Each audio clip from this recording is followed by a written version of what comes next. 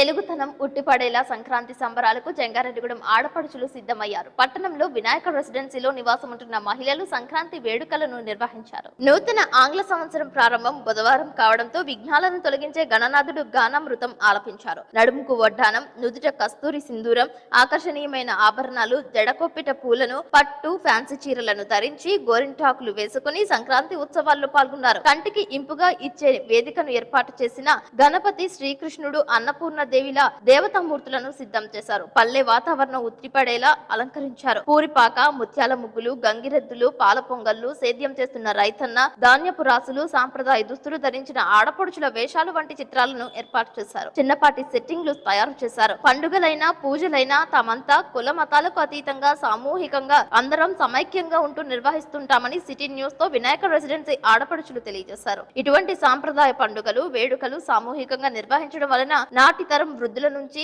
తమ నుంచి నేటి తరం యువతకు ఆదర్శంగా నిలుస్తుంటాయని తెలిపారు. ప్రతి సంవత్సరం సంక్రాంతి సంబరాలను ప్రసారం చేస్తున్న సిటీ కేబుల్ కు ప్రత్యేక కృతజ్ఞతలు తెలిపారు.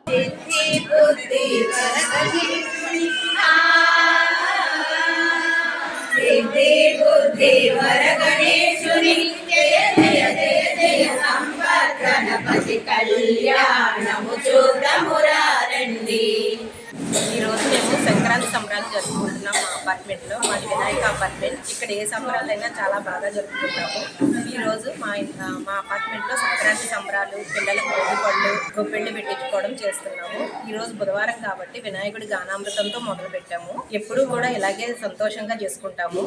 మా పండగలన్నీ కూడా చాలా ఎంకరేజ్ చేస్తున్న సిటీ కేబుల్ వాళ్ళకి అందరికీ ధన్యవాదాలు. ఎప్పుడు వచ్చి మమ్మల్ని ఇలాగే ముందుండి నడిపించి హిందూ ధర్మంతో ఇంకా ముందుకు నడిపించాలని కోరుకుంటున్నాము. జై శ్రీరామ్. జై శ్రీరామ్. మాది వినాయక రెసిడెన్సీ అండి. ఈరోజు బుధవారం కావున అందరం అపార్ట్మెంట్ వాసులందరం కూడా వినాయక గానామృతం పెట్టుకున్నామండి. అలాగే ధనుర్మాసం కావున గొబ్బిళ్ళు భోగిపళ్ళు కార్యక్రమం కూడా సాయంత్రం చేసుకుంటున్నాము. అలాగే ప్రతి పండుగను కూడా సాంప్రదాయబద్ధంగా అందరూ కలిసికట్టుగా చేసుకుంటున్నాము. దీనికి అందరూ సహకరిస్తారు కాబట్టి ప్రతి పండుగని వేడుకగా చేసుకుంటున్నాము.